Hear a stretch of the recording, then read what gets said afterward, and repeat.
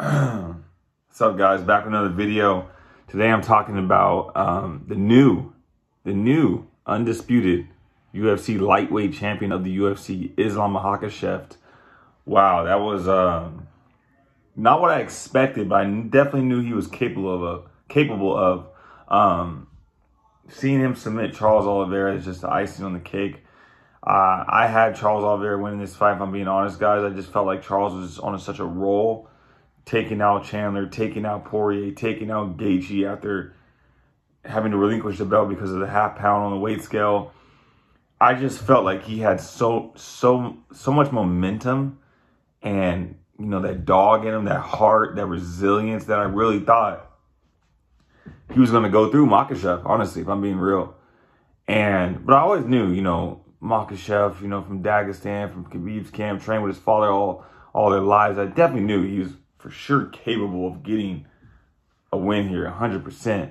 But in terms of how this fight lined up and what was happening in Islam's career versus Charles' career, I feel like this career resurgence for Charles Oliveira was something to behold, honestly, and something I had an enormous amount of respect for, to see how he bounced back and was just rattling off all these wins, and he was just on a roll. So I backed it, and I really thought he was going to win. But Islam Makhachev, man, he is going to be a force to reckon with in the lightweight division for years to come. The guy just might retire. He just might retire as a lightweight champion like Khabib did. He might be one of those guys who stays for another 2 years and then retires. That might just be the trend, that they don't stay long in the UFC, which is their personal choice, right? You want to get in and get out healthy. But Islam Makhachev, man, the forward pressure, the wrestling, the control to get to that mounted triangle, head and arm triangle, choke, flawless. And like on a guy like Charles Oliveira too, right? But man, I think when Charles Oliveira was on the ground in the first round, he was going for a triangle, and it looked like he almost had it, but Islam snuck his head out. And then it looked like he kind of, you know, just disengaged from the ground a little bit. So I'm not sure if it was something he felt down there that he'd rather keep it standing. But I do believe the best path to victory for Charles was to get Islam down to the ground from a knockdown from standing and then work his jiu-jitsu, kind of like how he did Gaethje.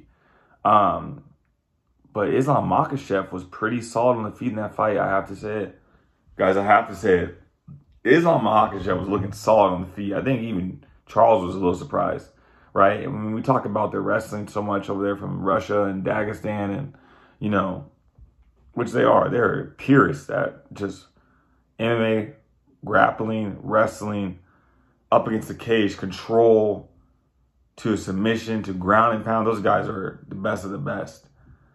But man, Islam Makhachev had really good striking. I was very impressed by that striking. I don't see many lightweights beating him. Maybe Beneil Dariush could give him a run for his money, but I had to still favor Islam Makhachev beating him.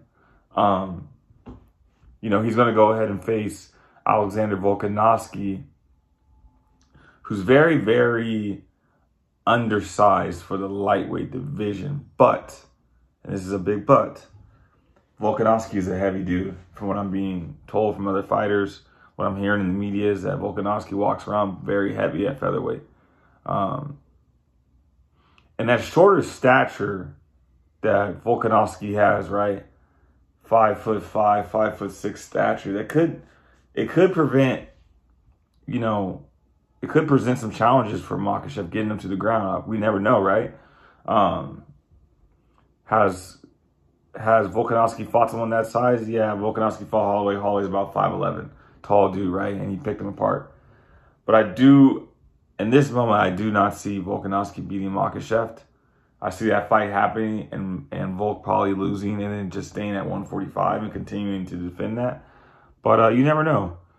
But anyone in the pure lightweight division giving Islam Makhachev a run for his money right now, I just can't see it. I was high on Gamrot, and then Dariush put it on him, Gamrot.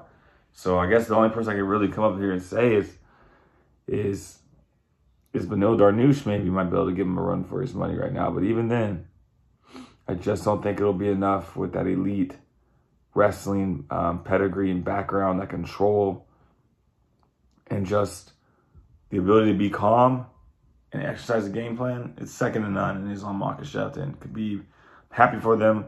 You know, they got to fulfill father's plan, as could be said, and it could be went ahead and put that belt on Makhachev, and that was just the icing on the cake, the end of story. Dreams achieved, goals that were realized into reality. So huge congrats to them. I'll be back again tomorrow with another video. I got to talk about TJ Dillashaw and Aljamain Sterling fight as well. So you guys stay tuned for that. And yeah, like, comment, and subscribe.